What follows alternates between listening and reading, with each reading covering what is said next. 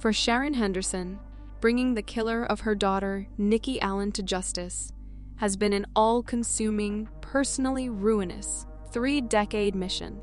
While there was still breath in my body, I would never have stopped until the man who killed Nikki was found, she said. She was last seen skipping to keep up with Boyd, who was a neighbor and her babysitter's boyfriend, as he walked towards the old Exchange building. She disappeared on the night of 7 October with her battered and blood-stained body found in the basement of the nearby old Exchange building the following morning. Nothing mattered more in my life than seeing justice for her. Over these 30 years, I have been through hell. I fought against problems with alcohol, and I've been sectioned in a psychiatric hospital. But I knew I'd get him. One way or another, however long it took, I'd see him locked up.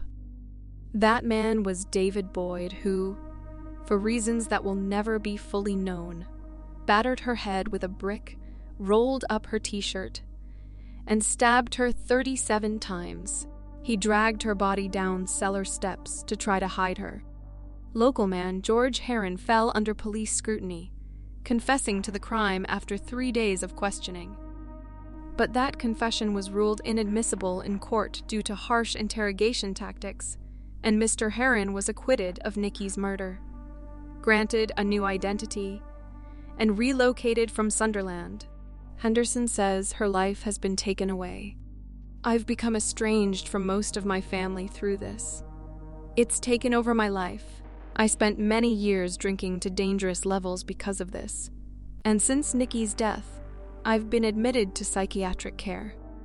Nikki's family and her killer all lived on the Garths, run down and now demolished blocks of 1930s maisonettes in Sunderland's East End, near the docks.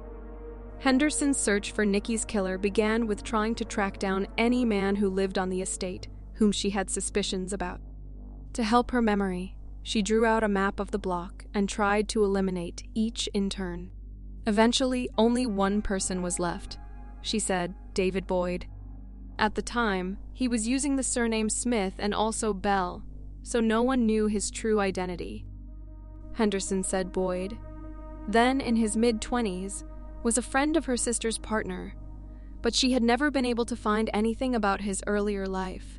He was a young man then, but a loner. The only time I can remember seeing him was when he was out on the veranda in front of the flats on his floor. I don't remember speaking to him. He was there during the police search for Nikki and always hanging around, but after Nikki's death, he left the Garth. She went on a mission to track him down. I made it my business to become friends with his girlfriend and her daughter, and I even moved to Ryhope, a former pit village on the outskirts of Sunderland, to be near them. I wanted to be close to them and find out what they knew about who and where he was. I just knew he had something to do with it. Boyd was spoken to by police as a witness, but never treated as a suspect at the time. A DNA profile matching his was found on Nikki's clothes in 2017 when a new team of detectives reopened the case. She said she had been haunted by relentless nightmares, adding, I kept saying to Nikki that I will not let you down, because I've let you down once and I have to live without you. The judge said Nikki's murder had shocked and bewildered the community of Hendon, in the East End of Sunderland, for 31 years, and as time passed, Boyd would have thought with some relief that he had got away with it. However, the science of DNA had also advanced in the decades since the murder, which allowed detectives to match samples from Nikki's clothes to her killer. Mrs. Justice Lambert said under current rules she would have jailed Boyd for a minimum of 37 years, but she had to comply with the sentencing regulations in 1992, which suggested a lesser sentence, albeit one well in excess of 20 years. Speaking after sentencing, Nikki's mother, Sharon Henderson, 57, said she was absolutely devastated by the sentence, which she labeled a disgrace, adding Boyd should have been jailed for life without the possibility of parole. Nikki's father, David Allen, said he was 28 when Nikki was murdered, and from that night my life changed. In a statement, he said he felt anger and hatred towards the killer, and would never be able to forgive the man responsible. Mr. Allen said the devastation he felt was indescribable because Boyd had lived his life for 30 years, whilst Nikki did not get to live hers. The court had heard Boyd was a neighbor of Nikki's in the Waregarth flats. He knew how to navigate the old exchange building and had sexual fantasies about young girls. He also had 22 convictions for 45 offenses, including sexual crimes. In 1986, he exposed himself to a woman. He later told a psychiatrist he had been doing it since the age of 16 and couldn't control the urge. That same year, he was convicted of breaching the peace in Sacriston, County Durham, when he grabbed a 10-year-old girl in a park and tried to kiss her. In 1997, he admitted to police he exposed himself to 3 teenage girls, but was not charged. 2 years later, he groped a 9-year-old girl in a park in Stockton and confessed to a probation officer that he had dirty thoughts and sexual fantasies about young girls. In mitigation, Jason Pitter, for the defense, said Boyd had a history of mental illness, learning difficulties, and an IQ level in the bottom 2% of the population. However, the judge dismissed that as irrelevant because he used sufficient guile to lure Nikki away from her home and was quick to cover his tracks by conjuring a false alibi. She said there was no guarantee Boyd would be released from prison, and it would be up to the parole board to decide.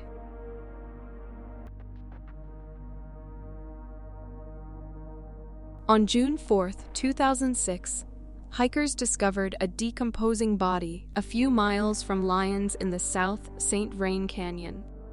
Deputies and detectives discovered that the female body appeared to have been pulled from a shallow grave by a predator. Because of the condition of the woman's body, investigators were unable to identify her by her fingerprints. A Boulder man has been arrested in Alaska in connection with a cold case murder dating back to 2006. This is the second time John Angerer has been arrested for the murder of Angela Wilds. Wilds' body was found by hikers in the South St. Vrain Canyon in 2006, about 3.3 miles outside of Lyons in unincorporated Boulder County. Her body was nude except for a cross ring on her left hand. Investigators said the body appeared to have been dragged from a nearby shallow grave, presumably by a large predator. Deputies located a pair of yellow ski pants, a sleeping bag, a pillow in a pillowcase, all neatly folded near the grave. Investigators said there was no information that identified the victim, and she remained unidentified for months. In November of 2006, DNA confirmed the woman's identity as Wilds, who would have been 38 years old. John was initially arrested in 2010, but then released when a judge determined there wasn't enough evidence to link him to the crime. Since then, investigators with the Boulder County Sheriff's Office and the District Attorney's Office have continued to work on the case, including interviewing new witnesses, re-interviewing individuals, consulting with forensic pathologists, and submitting items to the Colorado Bureau of Investigating for testing and DNA analysis. The chief pathologist for the Boulder County Coroner's Office testified at Angerer's probable cause, hearing that there was no evidence in Wilds' autopsy to support a homicide finding. Rather, the pathologist said she had a blocked artery, which meant that she could have died from a heart attack. They need to produce evidence first that Angerer is the person who caused the death of another, public defender Seth Temin said at that hearing. They haven't done that, Judge. They can't even place him at the scene of the death, nor can they say how or where she died. In the end, Boulder County Judge Thomas Reed decided he wanted an appellate court to wrestle with the issue that if there is absolutely no evidence of the cause of death, can a pathologist determine what was most likely the cause of death? The defense attorney lauded the judge's call. "We think this is the right decision," Temin reportedly said after the ruling. "There is no evidence of whether this was a homicide or, if so, who might have done it. That's a fundamental issue in a murder case." In the years that passed, investigators continued their work in determining how Wilds died and who may have done it. They apparently got the same answer, by way of the identification of new witnesses, re-interviewing individuals previously known to law enforcement, consulting with other forensic pathologists, and submitting further items to the Colorado Bureau of Investigation for testing and DNA analysis. Specifics about the new evidence were not released. John Anger was arrested on March 9th in Anchorage. His extradition to Colorado is currently pending. Boulder County Sheriff Curtis Johnson stated, "I am glad that we were able to move our investigation into the homicide of Angela Wilds forward. I am proud that our detectives didn't give up on this cold case.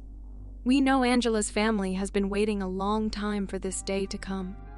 Her family is in our thoughts as we take the next steps in the judicial process."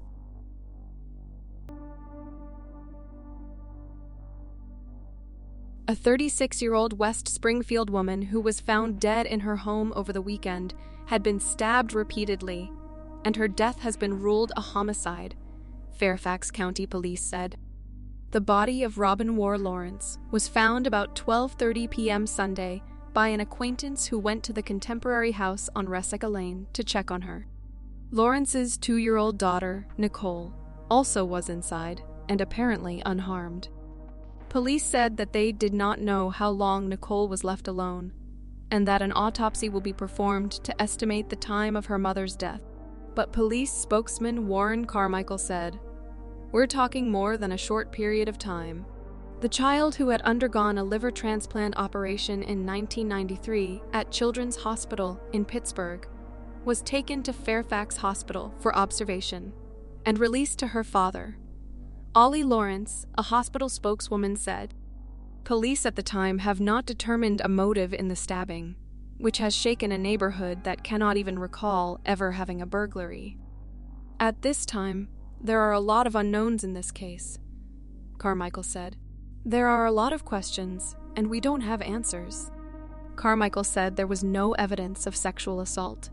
He would not say how police believe the assailant entered the home, which is on a quiet cul-de-sac in a community called The Crossing, about 2 blocks from West Springfield High School. A neighbor said 2 women brought Nicole to the neighbor's home on Sunday and asked to use the phone to call police.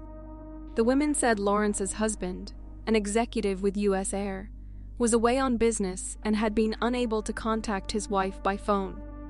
The husband had called the women and asked them to check on her. Ollie Lawrence, Vice President of Human Resources for the airline, was on a business trip in Nassau, Bahamas, a spokesman said. Employed with the company since 1978, he received a Management Achievement Award in 1990. Robin War Lawrence worked at an office of the Merchants Tire and Auto Centers in Manassas. At the nearby Manassas Merchants store, where Lawrence often took her dark gray Nissan 300ZX to be serviced, employees were stunned to hear about the homicide. "She was just a real sweetheart," said Kevin Berry, the assistant manager at the store. "Everybody in here saw her because she always brought her car in. I don't know why anyone would want to kill her. It's just terrible." DNA was found at the scene, but at the time, there was no match. In 2019, cold case detectives began working with Parabon Nanolabs, a company in Northern Virginia that specializes in DNA phenotyping and genetic genealogy analysis. The company worked to build a family tree to narrow down who the suspect could be.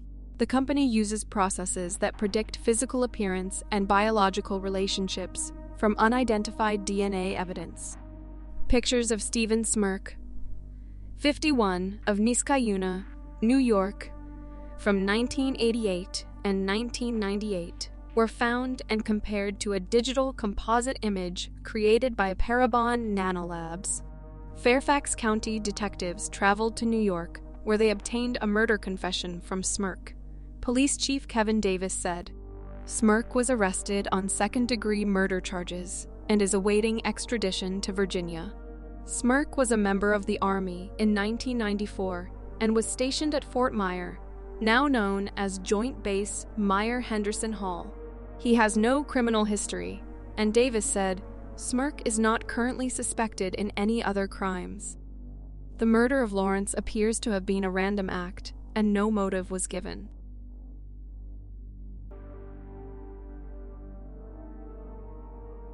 A Florida man who was arrested in connection to the cold case murder of a convenience store manager who was stabbed 73 times nearly 3 decades ago was found guilty and sentenced to life in prison in August of this year. Kenneth Stowe was convicted by an Orange County jury of first-degree murder with a weapon in the death of Terrence Pette after a 5-day trial. Pette was supposed to open the store by 6 that morning, officials said.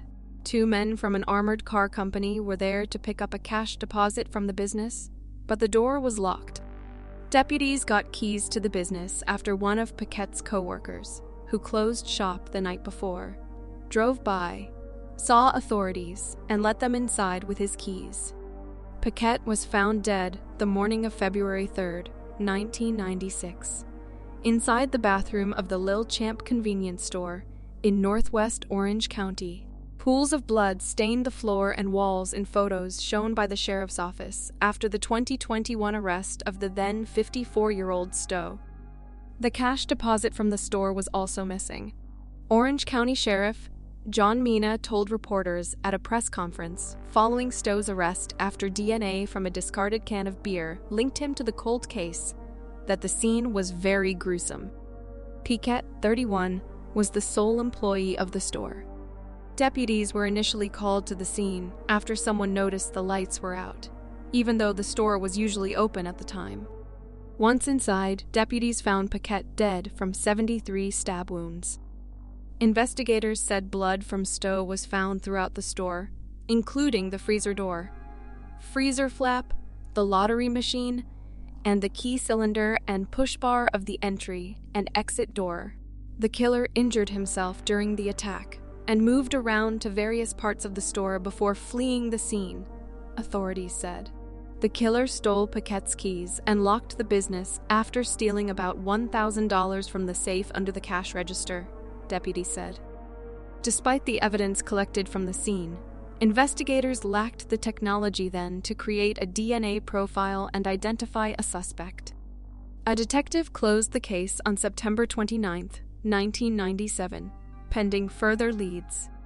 Another investigator reopened it on July 22, 2003, re-interviewing witnesses and taking buccal swabs to compare to the suspect's blood. There were no matches. There were also no matches when an analyst put the unknown DNA profile from the freezer door handle into the combined DNA index database on March 17, 2003. At the time of the killing, there was no way to make an arrest based on blood evidence without comparing it to another blood sample, Mina said. The case went cold and remained that way until 2021, when a droplet of blood recovered from the handle of the store freezer was discovered. It was tested by forensic genealogists with the Florida Department of Law Enforcement and determined the blood came from one of 3 brothers. A DNA sample submitted was determined to be a relative of Stowe's parents. He had worked at the convenience store for some time before Pette and lived in an apartment across the street from him in 1996. Investigators surveilled Stowe and collected DNA from a bag of discarded beer cans, which linked him to the killing.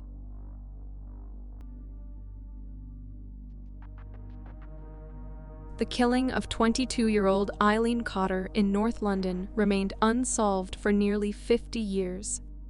She was found strangled in courtyard next to a block of garages behind Hamilton Park in Finsbury Park just after 2 p.m. on the 1st of June, 1974. Her underwear and tights had been pulled down and her handbag, glasses, and shoes were missing.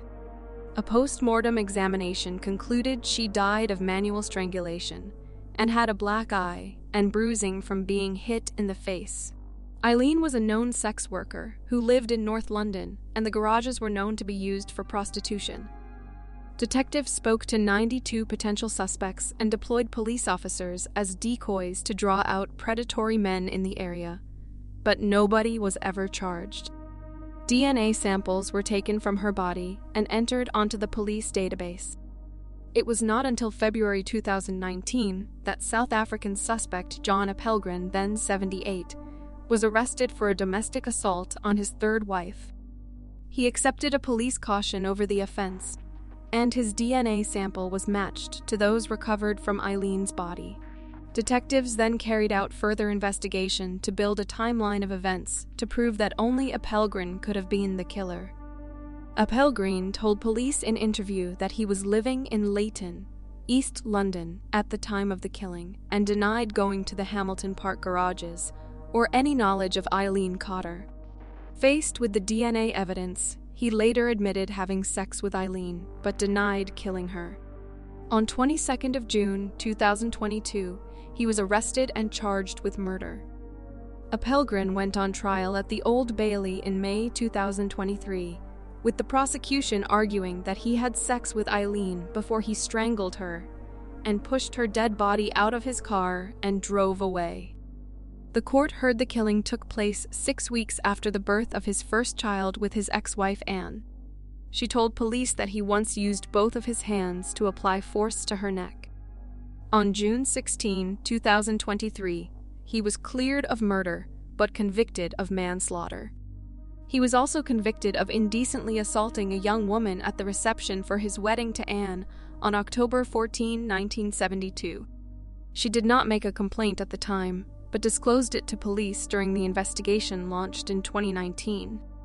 Appelgren was sentenced to 10.5 years imprisonment, meaning he will be eligible for release on parole after 5 years and 3 months. Eileen's brother Patrick Cotter stated, "The impact the death of my sister had on my life is almost indescribable, but I will try to put it into words. I was 5 years old at the time. Eileen and I shared the same father, but Eileen's mother had passed away, therefore my mother cared for her. No one in my family ever spoke to me about my sister's murder. I have no memory of her funeral, and I have no idea whether she was buried or cremated, and no idea where she was laid to rest. As a result, I have never been able to visit her grave." Detective Chief Inspector Lawrence Smith said, "Eileen tragically died at a young age after being raped and badly beaten, with her body then discarded on the street. When my team reviewed the original investigation, we were impressed by how thorough it was. Investigators at the time used every available method to find the suspect, including operations with decoy women. This was a tactic used at the time where female police officers under protection were placed at the scenes of crimes in efforts to draw out predatory men.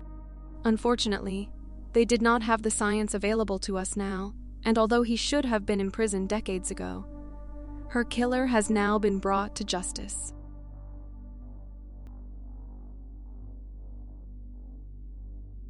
Authorities in Florida have announced they will finally be able to close a cold case murder dating back to 1993 after DNA proved a link to a long-term suspect.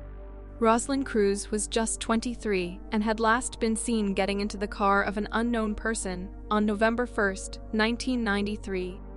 Her body was discovered shortly afterwards on the shoulder of East Bay Road in Gibsonton, Florida, which is about 10 miles south of the city center, with an autopsy subsequently revealing she had been strangled to death. It seemed investigators were swiftly making progress when the car was traced to a home in Tampa, and a man named Michael Rizzo admitted to picking Roslyn up in his vehicle on the day she died, although he insisted she was alive when he left her. Frustratingly, though, there was nothing concrete to tie Rizzo to the victim, even though his home was less than a mile from the deposition site. His girlfriend gave a conflicting story to his alibi, and he failed a polygraph examination, even though the early investigation showed that he had picked her up on the day of the killing. Rizzo claimed to have dropped her off alive and denied involvement in Cruz's death. And even though a polygraph exam taken at the time indicated deception in his responses, conflicting information from Rizzo's wife and girlfriend at the time further complicated the investigation, according to the sheriff. Ultimately, despite all this circumstantial evidence, detectives were unable to prove their suspicions, and the case slowly went cold. Authorities collected and stored forensic evidence related to the case, including an unknown DNA sample taken from Cruz's body at the time, which did not yield any matches until November 2021. At the time, Investigators collected a DNA swab from Rizzo's biological daughter, which matched the DNA profile taken from Cruz's body. Detectives with the Hillsborough County Sheriff's Office met with Cruz's relatives after determining the discovery provided a pivotal lead in the case. Investigators verified that Rizzo died on March 1, 2011, in Orange County, Florida, without ever admitting to his crime. This investigation demonstrates the commitment of our cold case investigators to bring justice to victims and their families, no matter how much time has passed, said Sheriff Chad Cronister. We extend our deepest condolences to Ms. Cruz's family, and we hope the resolution of this case can provide them with some closure. The investigation has been officially closed by the Hillsborough County Sheriff's Office. Thank you for watching.